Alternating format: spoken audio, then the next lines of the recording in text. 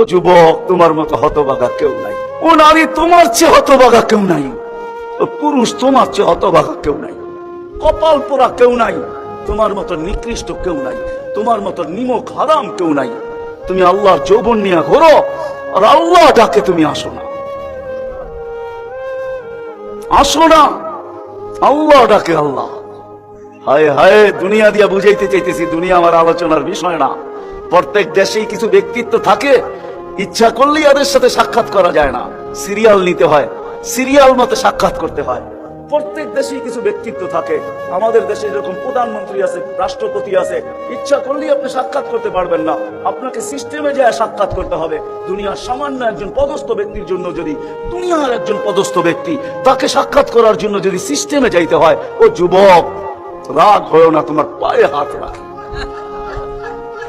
তোমার পায়ে হাত রাখি, তোমার যৌবনের উপরে লানত।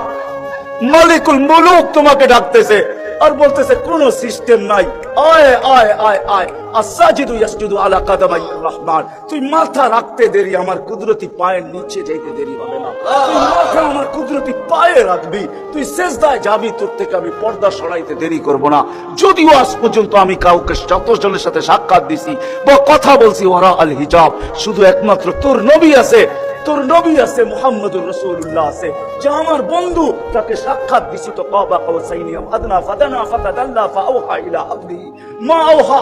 সমস্ত পর্দাকে সরায়া বন্ধুকে পাশে বসায় দর্শন দিছি। তুই তারই উম্মত, তোকেও দর্শন দিতে চাই, কোনো পর্দা রাখতে চাই।